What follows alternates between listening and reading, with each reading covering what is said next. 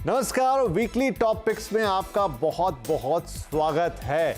और इस कार्यक्रम में खास तौर पे हम एक पूरा राउंड अप देते हैं आपके लिए कि कैसा रहा बाजार के लिए पूरा हफ्ता, और आने वाले हफ्ते के लिए भी एक मोटी मोटी रूपरेखा आपके सामने रखते हैं। और साथ ही हमारे एक्सपर्ट आपको बताते हैं कुछ ऐसे स्टॉक्स जो आने वाले हफ्ते में चमक सकते हैं और आपको बढ़िया रिटर्न भी दे सकते हैं। तो आज भी यही सारी बातचीत होगी। और आज हमारे साथ कार्यक्रम में शामिल हो रहे हैं दो खास मेहमान, Anand Rathi shares and stock brokers के equity research head Narendra Solanki और मोतीलाल ओसवाल फाइनेंशियल सर्विसेज के एवीपी रिसर्च सिद्धार्थ खेमका। आप दोनों का ही बहुत बहुत स्वागत है। तो चलिए अपने मेहमानों से हम ढेर सारी बातें करेंगे, लेकिन उससे पहले एक क्विकली टॉप वीकली जरा स्नैपचैट देख लेते हैं कि क्या रहा हाल बाजार का इस हफ्ते। तो देखिए, सेंसेक्स में एक करीब 0.5% तो थोड़ी कम, लेकिन एक गिरावट का माहौल। वही हाल निफ्टी का, यहाँ भी करीब 0.5% की गिरावट इस पूरे हफ्ते में देखने को मिली। बैंक निफ्टी जरूर थोड़ा सा फ्लैट टू पॉजिटिव दिखाई दिया, लेकिन ज़्यादा हलचल वहाँ भी नहीं रही। हाँ, मिड कैप शेयरों में ज़रूर 1/4% की बढ़त पूरे इंडेक्स में यहाँ पर दिखाई दी।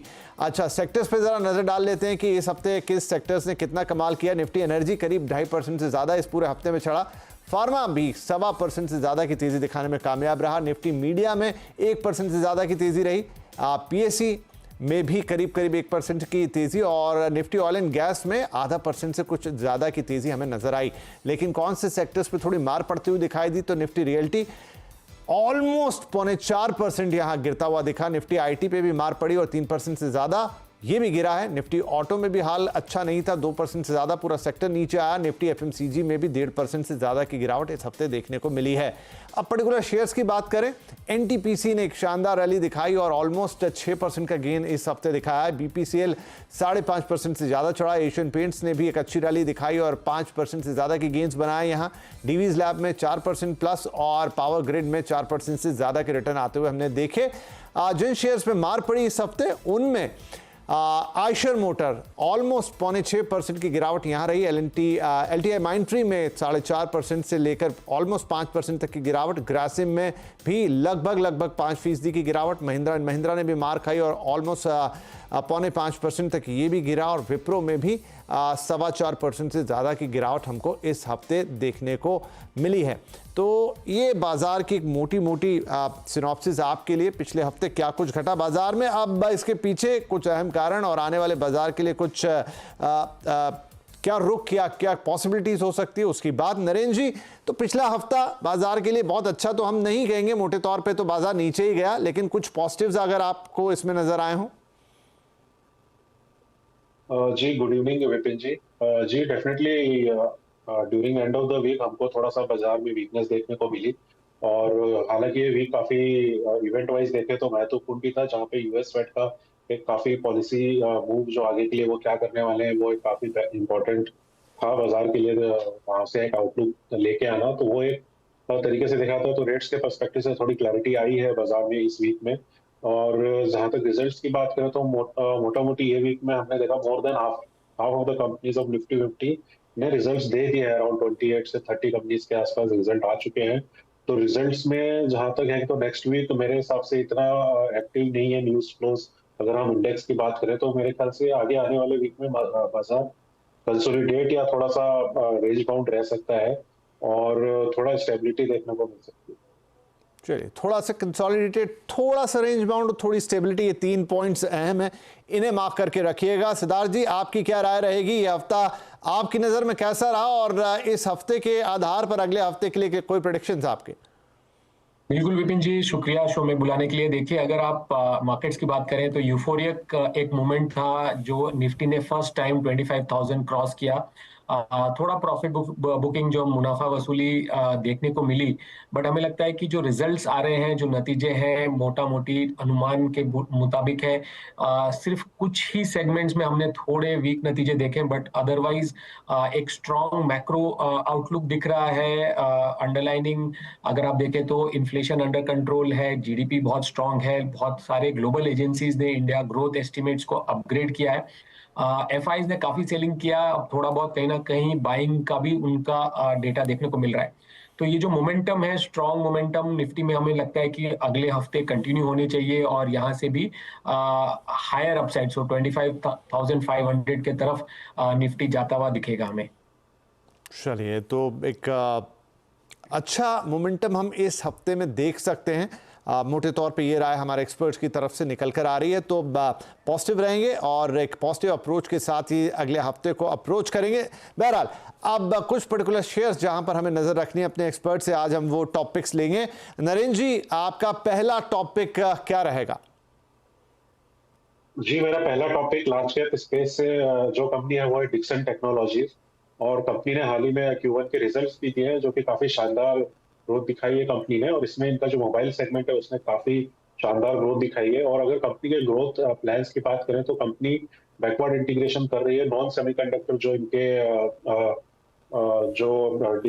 जो इनके उसमें ज्यादा प्रोडक्शन में जाते हैं इनपुट्स, उनमें कंपनी बैकवर्ड इंटीग्रेशन कर रही है। और स्मॉल और जो scaling up of laptop business है वो भी काफी अच्छा हमको देखने को मिलेगा। और जहां तक फ्यूचर ग्रोथ की बात करें तो हमारा इसमें अनुमान है कि अराउंड 52% का रेवेन्यू सीएजीआर नेक्स्ट 2 इयर्स के लिए कंपनी लेके आ रही है, और वहीं पे ही अराउंड 62% का पैट सीएजीआर हमको देखने को मिलेगा, जिसमें कि दोनों ही मोबाइल्स एंड लैपटॉप्स प्लस जो कंपनी की जो न्यू मैन्युफैक्चरिंग फैसिलिटी है चेन्नई में, वहां से हमको इटसेल्फ अराउंड 400 करोड़ का FY26 में रेवेन्यू देखने को मिल सकता है। तो डेफिनेटली नेक्स्ट 2 इयर्स के लिए काफी प्रॉमिसिंग है, तो इसमें आप रह सकते हैं। इसमें हमारा जो टारगेट है वो है 14,625 रुपीज। चलिए, तो यहाँ नरेंद्र जी की पहली पसंद है डिक्सन टेक्नोलॉजीज और यहाँ पर वो आपको टारगेट्स दे रहे हैं 14,625 रुपए के। स्टॉप लॉस आप लगाएंगे 11,653 रुपए पर और इसमें खरीदारी करने की सलाह होगी। और क्या उसके पीछे कारण है, क्यों इतना कॉन्फिडेंट है, वो डिटेल में नरेंद्र जी ने आपको बताया। राइट, सिद्धार्थ जी, आपका फर्स्ट चॉइस, फर्स्ट पिक। जी विपिन जी, बिल्कुल। नरेंद्र जी के जो स्पेस है डिक्सन टेक, उसी स्पेस में से जो है इलेक्ट्रॉनिक मैन्युफैक्चरिंग स्पेस में हमें पसंद है केन्स टेक्नोलॉजीज। केन्स एक prominent end to end internet enabled technology electronic manufacturer है। काफी उनकी strong design led manufacturing capabilities है, जिसकी वजह से उनकी ऑर्डर बुक में हमने पिछले कई सालों में काफी ग्रोथ देखने को मिला। जो उनकी की सेक्टर्स या सेगमेंट्स है जहां वो सर्विस करते हैं वो है ऑटोमोटिव और इंडस्ट्रियल्स, जो कि ऑर्डर बुक का ऑलमोस्ट अराउंड 65% ऑर्डर बुक को देता है। हाल में कंपनी ने नतीजे डिक्लेयर किए, Q1 में रेवेन्यू 70% से ग्रोथ किया। स्ट्रॉन्ग ट्रैक्शन हमने देखने को मिला हमें इंडस्ट्रियल्स में, जहां पर एक जो बड़ा ग्रोथ ड्राइवर है इंडस्ट्रियल्स और ऑटो सेक्टर, वो जो है ईवीज का, वहां हमने देखा कि केन्स ने काफी काम किया, जिसकी वजह से रेवेन्यू ग्रोथ देखने को मिली। नेट प्रॉफिट 2 टाइम्स ग्रोथ होके आपको 508 मिलियन रुपीज का देखने को मिला। ऑर्डर बुक जो है अगेन 70% ग्रोथ है, 5,000 करोड़ का ऑर्डर बुक है कंपनी के पास। कंपनी का जो गाइडेंस है FY25 में 3,000 करोड़ क्रॉस करने का है, और एबिटा मार्जिन कंपनी एक्सपेक्ट करती है कि 15% में FY25 में रहेगी। तो देखिए, स्ट्रॉन्ग बिजनेस मॉडल है, स्ट्रॉन्ग ऑर्डर बुक है, तो उसको देखते हुए जो फाइनेंशियल एस्टिमेट्स है काफी हेल्दी है। 60% से रेवेन्यू ग्रोथ और ऑलमोस्ट 80% से पैट CAGR ग्रोथ अगले 2 साल में हम अनुमान करते हैं with strong order book and healthy margin profile. So overall हमारा टारगेट प्राइस केन्स टेक्नोलॉजीज पे है 5,000 रुपीज का। राइट, तो केन्स पर बुलिश हैं सिद्धार्थ खेमका, और बुक्स और बाकी डिटेल्स उन्होंने आपके साथ शेयर किए। तो यहाँ पर खरीदारी की सलाह केन्स टेक्नोलॉजी में, आगे चलते हुए भविष्य बेहतर देख रहे हैं और 5,000 रुपये के टारगेट के लिए आपको खरीदारी की सलाह दे रहे हैं। राइट, नरेंद्र जी, आपका अगला यानी सेकंड पिक इस हफ्ते के लिए क्या रहेगा? जी, हमारा second pick mid cap space से है और कंपनी एग्री बिजनेस में है। कंपनी का नाम है सुमितोमो केमिकल्स, और जैसा कि आप लेटेस्ट रिजल्ट की बात करें तो काफी अच्छे रिजल्ट कंपनी ने दिखाए थे, और जो कंपनी की ग्रोथ है वॉल्यूम ग्रोथ भी काफी अच्छी आई थी। और जो Q1 की फिगर्स है उसमें जो स्पेशली जो ग्रॉस मार्जिन है कंपनी के, वो बहुत ही बेहतरीन रहे हैं। और इसके पीछे का जो कारण था वो था हाई कॉस्ट इन्वेंट्री लिक्विडेशन जो कंपनी ने लास्ट ईयर फेस किया, वो प्लस प्रोडक्ट मिक्स का इंप्रूवमेंट और कॉस्ट रैशनलाइजेशन, ये सब तीनों फैक्टर्स को मिला के कंपनी के ग्रॉस मार्जिन काफी अच्छे रहे, और वो हमको आगे आने वाले क्वार्टर में भी ग्रेजुअली इंप्रूव होते हुए कंटिन्यूसली दिखाई देंगे। और जहां तक प्रोडक्ट लॉन्चेस की अगर अपन बात करें तो कंपनी ने last year 4 new molecules register कराए थे और वो अभी इस साल लॉन्च होने जा रहे हैं, और उसके एडिशनली 9 और मॉलिक्यूल्स पाइपलाइन में, जिसमें से 3 का ऑलरेडी रजिस्ट्रेशन मिल चुका है कंपनीज को। तो न्यू प्रोडक्ट लॉन्चेस भी काफी देखने को मिलेंगे। और रही बात मानसून की, तो हम सबको पता ही है कि इस साल मानसून काफी अच्छा रहने वाला है, तो जितनी भी क्रॉप्स में है वहां पे हमको एक हेल्दी एक्रेजेस देखने को मिलेगी। तो डेफिनेटली वॉल्यूम ग्रोथ पिकअप आगे जाके कंपनी को इसमें इस स्पेस में मिलने वाला है। हमारा इसमें जो फिलहाल टारगेट है वो है 570 रुपीज का। राइट तो सुमिटोमो कैपिटल केमिकल्स बहुत पसंद है यहाँ पर नरेंद्र जी को, और उसके ऑब्वियस रीजंस हैं। जिस तरह से कंपनी ने अपनी ग्रोथ दिखाई और आगे जिस तरह के ग्रोथ प्रोस्पेक्ट कंपनी के दिख रहे हैं, जिस तरह की बुक्स है, तो सुमिटोमो कैपिटल केमिकल को यहाँ खरीदारी की सलाह है, जहाँ पर टारगेट्स होंगे आपके पास 570 रुपए के और स्टॉप लॉस आप लगाएंगे 512 रुपए पर। चलिए तो अब हम सिद्धार्थ जी की तरफ चलेंगे। सिद्धार्थ सर, आपका सेकेंड टॉपिक। जो मेरा सेकंड टॉपिक है वो एक लार्ज कैप स्पेस पे है, वो है कोल इंडिया। हमारा व्यू बाय रेटिंग का है और टारगेट प्राइस 600 का है। कंपनी ने अगेन हाल में नतीजे दिए, काफी बेहतर नतीजे दिए। एबिटा जो है कंपनी का 17% सीक्वेंशियली जो क्वार्टर ऑन क्वार्टर ग्रोथ किया लोअर ऑपरेटिंग एक्सपेंसेस की वजह से, एंड नेट प्रॉफिट में 26% क्यू बढ़त देखने को मिली। प्रोडक्शन में कंपनी ने 8% वॉल्यूम ग्रोथ किया है और पूरे साल में कंपनी देख रही है 838 MT of production in FY25, जिसमें से जो उनकी प्रीमियम सेगमेंट है जहां पे मार्जिन्स अच्छे होते हैं, जो ई ऑक्शन सेगमेंट है, वहां पर कंपनी 15% वॉल्यूम कंट्रीब्यूशन देख रही है।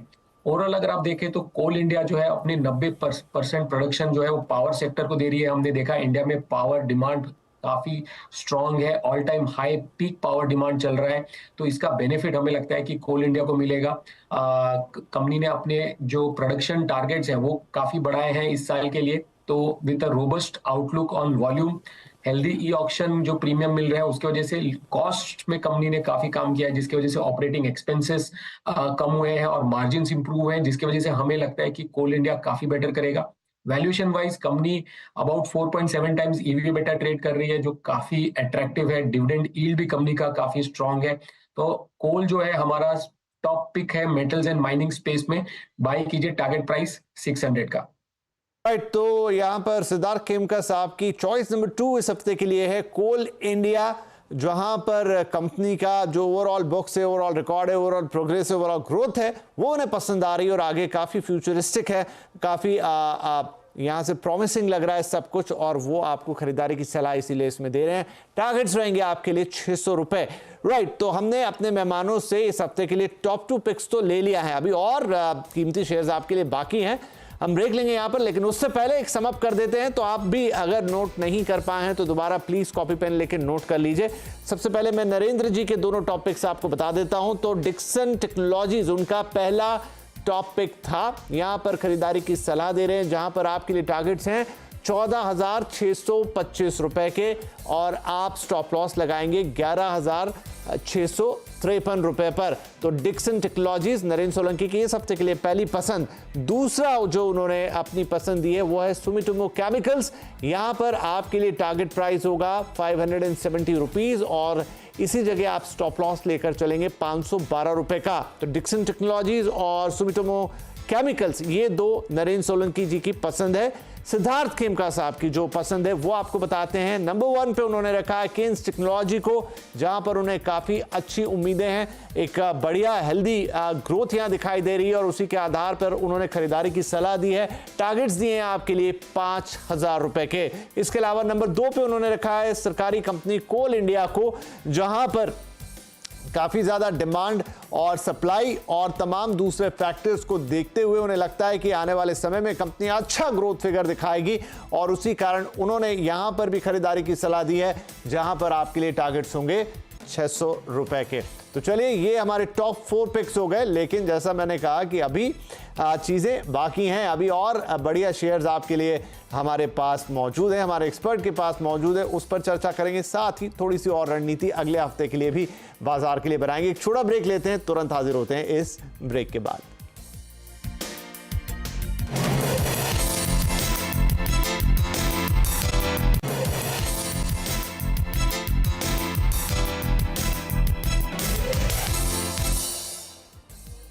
Welcome back. आप देख रहे हैं वीकली टॉपिक्स और हम यहाँ पर तैयारी कर रहे हैं अगले हफ्ते के लिए। इस हफ्ते के बाजार को हमने अच्छी तरह से देखा, जाना, समझा, कारण समझे, ताकि अगले हफ्ते के लिए हम बेहतर तैयारी कर पाएं इस हफ्ते के परफॉर्मेंस के आधार पर। और साथ ही आपके लिए एक बोनस, एक तोहफा रहता है इस कार्यक्रम में।